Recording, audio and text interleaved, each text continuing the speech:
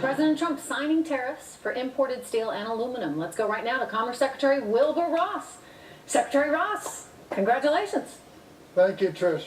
I know you wanted this. What kind of difference do you think it is going to make for American workers in those industries? I think it's going to make a huge difference because this is the start of a process. The process is aimed at leveling the playing field globally.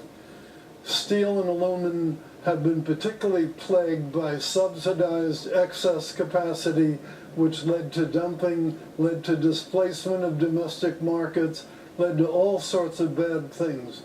The President has decided to take bold action to deal with it, and it's just the start of unleashing American industry from the unfair trade practices that have hounded us for years. Mr. Secretary, you know, many people are worried about what they call a trade war. What do you say in response? I think the President proved by the statements that he made regarding Canada and Mexico, we're not looking for a trade war. Those are two important trading partners. He's willing to negotiate with them to solve the problem in another way other than tariffs for those two countries, and potentially with other countries as well. Our interest at the end of the day is in the end result.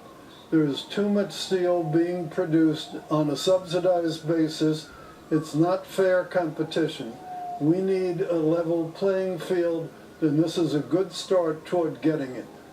We need reciprocity in trade.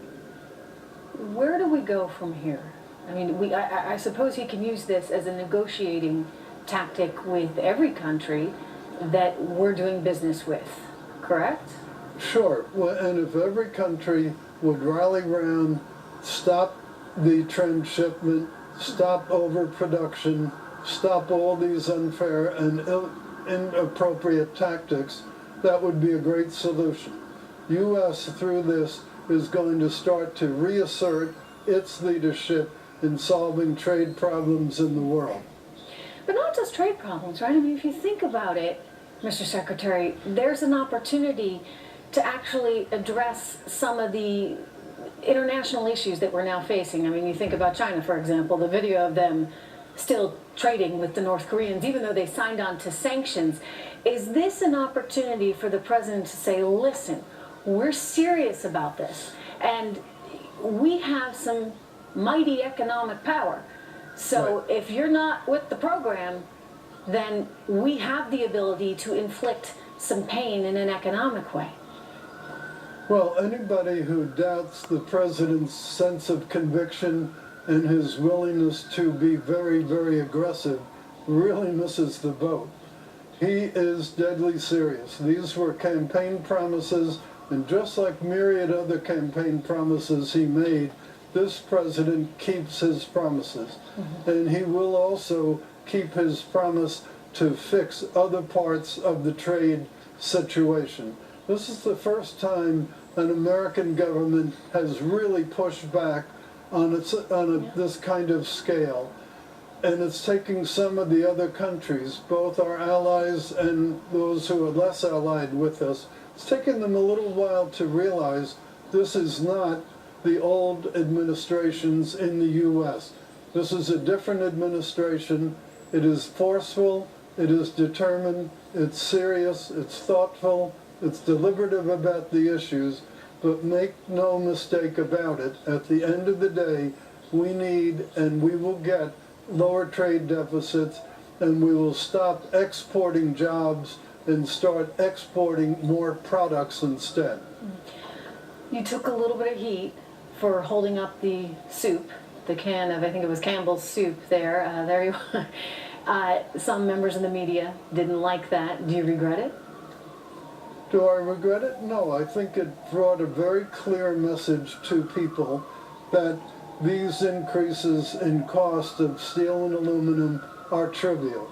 And you'll notice neither the soup industry, nor the candy industry, nor the beer industry, nor the soda industry, not one of them has said my numbers were wrong. But if I just went on TV and spewed a whole bunch of numbers, nobody would notice. Holding up those cans, people noticed, and they could focus on how trivial fraction of a penny on a can of Campbell's soup, that's going to cause the world to come to an end? Not a chance. Are you going to miss Gary Cohn at all? Pardon me? Are you going to miss Gary Cohn at all? Well, Gary Cohn is a very capable person. He performed very valuable services while he was in the government. I'm sure he will find a wonderful career back, probably on Wall Street, and who knows, back in the administration, a future one, or this one at some other time in some other role. This is not about a personal war. This is about a war to protect the American worker. This is about leveling the playing field globally. It's not about internecine warfare at the White House. And yet, you know, you've got the likes of the Koch brothers out today with an op-ed saying this is going to be disastrous for our economy and that it's going to hurt so many other sectors. Are they overreacting? We know the market closed up nearly 100 points today despite these tariffs being signed. Sure, well, they are overreacting. The total amount of the tariffs, assuming that all the goods still came in and everybody paid the tariff on them, is $9 billion. That is the maximum impact on the overall economy. That is a fraction of 1%. It's not even a half of 1%.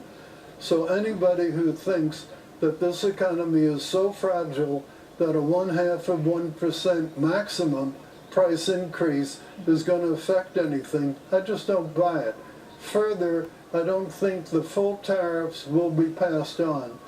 You had the fellow from Nucor, I think, on earlier, or someone did, and he explained, and I used to be in the steel industry, so I know very well, the more important factor here is increased production, not increased price. Increasing production is what builds jobs, and it's what gives the most profitability, because you now only have to absorb the incremental cost of that extra production. You've already absorbed the fixed cost. So there's going to be fierce competition to capture that additional volume, because these industries are operating at very low percentages of capacity. So there's going to be fierce competition to get that volume, and I think that's the best free market solution to why the tariffs won't be fully passed on. All right, we'll all be watching all of it. Thank you very much. It's good to see you. Good to see you, Trish. Okay, we're going to get reaction now from GOP Senator